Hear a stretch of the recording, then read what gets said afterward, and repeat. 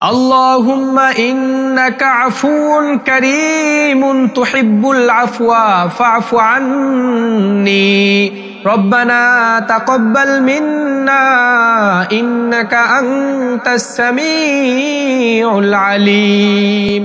লাইলাতুল কদরে মোনাজাত আপনি কখন করবেন? রাসূলুল্লাহ সাল্লাল্লাহু আলাইহি ওয়াসাল্লাম মোনাজাত কিভাবে করতে বলেছেন, হাত কোথায় রাখতে বলেছেন, মোনাজাতের আগে ও পরে কোন দোয়াগুলো পড়তে বলেছেন, এছাড়াও কোরআন থেকে আমি মোনাজাতের কিছু ফজিলতপূর্ণ ছোট্ট ছোট্ট দোয়া আপনাদেরকে আমি মুখস্থ করিয়ে দিব। আল্লাহ রাব্বুল আলামিন বলেছেন, উদউনি আস্তাজিব লাকুম, তোমরা আমাকে ডাকো আমি তোমাদের ডাকে সাড়া দিব। রাসূলুল্লাহ সাল্লাল্লাহু আলাইহি ওয়াসাল্লাম বলেছেন, আদ-দুআউ হুয়াল ইবাদা, দোয়া মোনাজাত এটা একটা ইবাদত। যেহেতু এটা একটা ইবাদত, এই জন্য কদরের রাত্রে যে কোনো টাইমে আপনি মোনাজাত করতে পারেন। তবে একটা নির্দিষ্ট সময়ে যদি আপনি মোনাজাত করতে পারেন, আল্লাহ রাব্বুল আলামিনের কাছে চাইতে পারেন, সেটা হবে আরো বেশি উত্তম। এই জন্য সেই নির্দিষ্ট সময় কোনটা আমি আজকের ভিডিওতে বলে দিব। প্রথমে আপনি এশার নামাজ আদায় করবেন, এরপর 2 রাকাত সুন্নাত নামাজ আদায় করবেন, এরপর তারাবি নামাজ আদায় করবেন। যারা বাসাবাড়িতে নামাজ আদায় করবেন তারা বিতির নামাজটাকে রেখে দিবেন।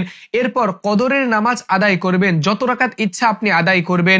এরপর চাইলে এই রাতে আপনি তাহাজ্জুদ নামাজ আদায় করতে পারেন, কারণ এই রাতে তাহাজ্জুদ নামাজ আদায়ের বিশেষ ফজিলত রয়েছে। এই জন্য তাহাজ্জুদ নামাজ আদায়ের পরে যারা বিতির নামাজটা রেখে দিয়েছিলেন, বিতির নামাজ আদায়ের পরে এরপর আপনি মোনাজাতে বসবেন। অর্থাৎ মোনাজাতের জন্য টাইমটা নির্বাচন করবেন শেষ রাতে, কারণ শেষ রাতের ব্যাপারে আল্লাহ রাব্বুল আলামিন বলেছেন, রাসূলুল্লাহ সাল্লাল্লাহু আলাইহি ওয়াসাল্লাম থেকে বর্ণিত, আলা মিন মুস্তাগফিরিন ফাগফিরলা, আলা মুস্তারজিকুন ফারজুকা, আলা মুবতালান ফাআফিয়া, আলা কাযা হাত্তা ইয়াতলু আল ফাজর। আল্লাহ রাব্বুল আলামিন দুনিয়ার নিকটতম আসমানে এসে বলতে থাকেন, কে অভাবগ্রস্ত রয়েছে আমার কাছে চাও, আমি তাকে অভাব মুক্ত করে দিব। কে রোগ মুক্তি চাও, আমি তার রোগ মুক্তি দিয়ে দিব। কে আমার কাছে ক্ষমা চাইবে, আমি তাকে মাফ করে দিব। এই রকম আল্লাহ রাব্বুল আলামিন বলতে থাকেন, আলা কাযা, কে এটা চাইবে, কে ওটা চাইবে, কোন পর্যন্ত? হাত্তা ইয়াতলু আল ফাজর, ফজর পর্যন্ত বলতে থাকেন।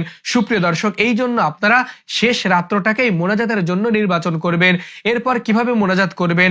হাত বুক বরাবর উঠানোর কথা হাদিস শরীফে উল্লেখ রয়েছে, আর হাতের তালুগুলা আসমানের দিকে রাখার কথা হাদিস শরীফে উল্লেখ রয়েছে, আঙ্গুলগুলা স্বাভাবিকভাবে রাখার কথা উল্লেখ রয়েছে। তাহলে কিভাবে করতে হবে?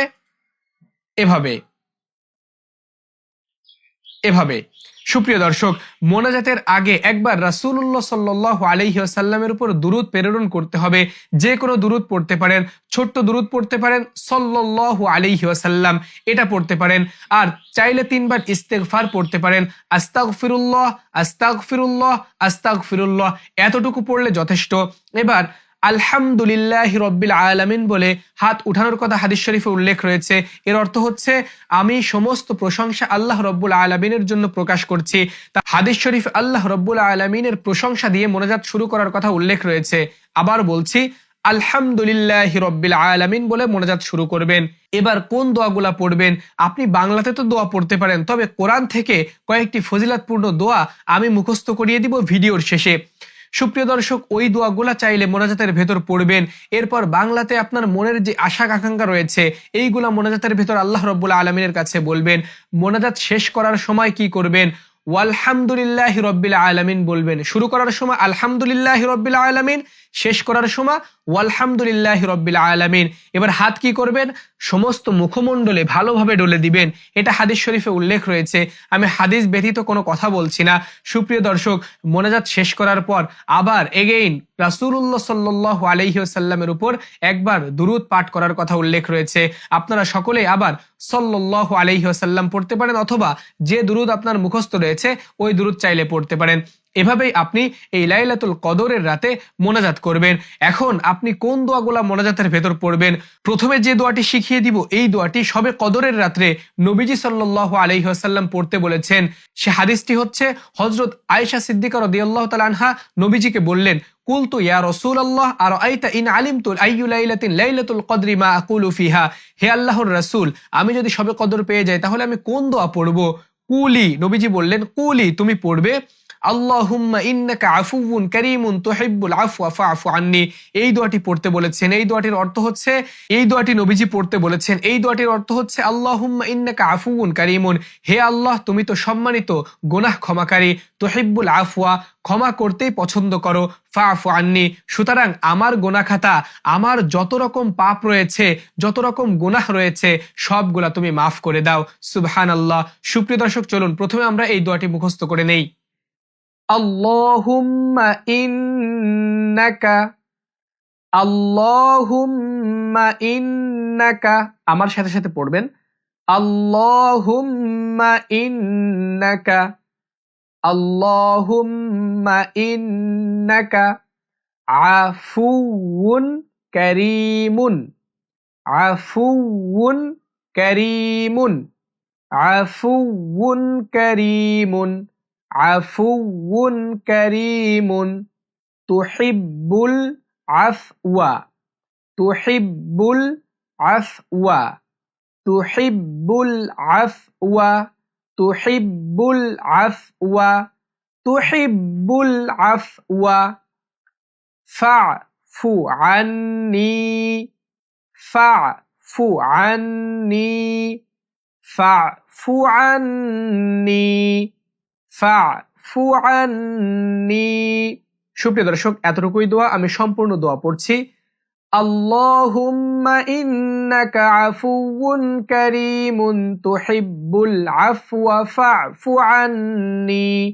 সুপ্রিয় দর্শক, দ্বিতীয় নম্বরে যে দোয়াটি শিখবো, এই দোয়াটি তাদের জন্য যারা পুত পবিত্র একটি সন্তান চাচ্ছেন, সেটা ছেলে হোক অথবা মেয়ে হোক, ভালো সন্তান চাচ্ছেন, তারা এই দোয়াটি এই রাতে করবেন। সে দোয়াটি হচ্ছে রব্বি হাবলি মিল্লাদুনকা, রব্বি হাবলি মিল্লাদুনকা, রব্বি হাবলি মিল্লাদুনকা যুররিয়াতান তাইয়্যিবাহ, যুররিয়াতান তাইয়্যিবাহ, যুররিয়াতান তাইয়্যিবাহ, যুররিয়াতান তাইয়্যিবাহ ইন্নাকা সামিউদ দুআ, ইন্নাকা সামিউদ দুআ, ইন্নাকা সামিউদ দুআ।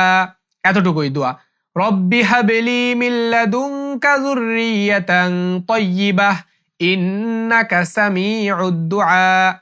এই দোয়াটির অর্থ হচ্ছে, হে আমার পালনকর্তা, তোমার নিকট থেকে আমাকে একটি পুত পবিত্র সন্তান দান করো, নিশ্চয়ই তুমি প্রার্থনা শ্রবণকারী।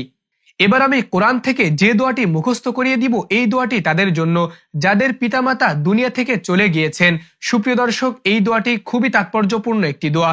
আর সেই দোয়াটির অর্থ হচ্ছে, হে আমার পালনকর্তা, তাদের উভয়ের প্রতি তুমি রহম করো, যেমনটি তারা আমাকে ছোটবেলায় করেছে। আমাকে ছোটবেলায় অতি কষ্ট করে, আমার প্রতি দয়া করে, আমাকে আদর যত্ন করে যেভাবে আমাকে লালন পালন করেছে, তাদেরকেও তুমি তোমার রহমতের কোলে ওভাবেই তুমি রাখো। সুপ্রিয় দর্শক, চমৎকার অর্থবহ দোয়াটি এখন আমরা মুখস্থ করব। রব্বির হামহুমা, রব্বির হামহুমা, রব্বির হামহুমা কামা রব্বায়ানি সগীরা, কামা রব্বায়ানি সগীরা, কামা রব্বায়ানি সগীরা, কামা রব্বায়ানি সগীরা। এতটুকু দোয়া। তাহলে রব্বির হামহুমা কামা রব্বায়ানি সগীরা। সুপ্রিয় দর্শক, সর্বশেষ যে দোয়াটি শিখিয়ে দিব, এই দোয়াটির অর্থ খুবই চমৎকার। সারা রাত্র যে আমল করেছেন, সারা রাত্র যে ইবাদত করেছেন, এই ইবাদতকে যেন আল্লাহ রাব্বুল আলামিন কবুল করে নেন, এর জন্য এই দোয়াটি। এই দোয়াটির অর্থ হচ্ছে, হে আল্লাহ, আমাদের এই আমলগুলো, আমাদের এই কাজগুলো আপনি কবুল করুন, নিশ্চয়ই আপনি সর্বশ্রোতা এবং সর্বজ্ঞ। আর সে দোয়াটি হলো রব্বানা তাকাব্বাল মিন্না, রব্বানা তাকাব্বাল মিন্না, রব্বানা তাকাব্বাল মিন্না ইন্নাকা আনতাস সামিউল আলিম, ইন্নাকা আনতাস সামিউল আলিম, ইন্নাকা আনতাস সামিউল আলিম ইন্নাকা আনতাস সামিউল আলিম। এতটুকু। রব্বানা তাকাব্বাল মিন্না ইন্নাকা আনতাস সামিউল আলিম। সুপ্রিয় দর্শক, এটাই ছিল মোনাজাত শিক্ষার ভিডিও। কেমন লেগেছে আজকের এই ভিডিও নিচে কমেন্ট বক্সে কমেন্ট করবেন। সম্পূর্ণ ভিডিও জুড়ে আপনাদের সঙ্গে ছিলাম আমি হাফেজ মাওলানা সাব্বির হোসাইন। আল্লাহ রব্বুল আলামিন এই রাতে সকলের চাওয়া পাওয়া পূর্ণ করে দিন। সকলেই কমেন্টে লিখবেন আমিন। আপনি দেখছিলেন বাহক টিভি ইউটিউব চ্যানেল এবং বাহক টিভি ফেসবুক পেজ। আসসালামু আলাইকুম ওয়া রাহমাতুল্লাহ।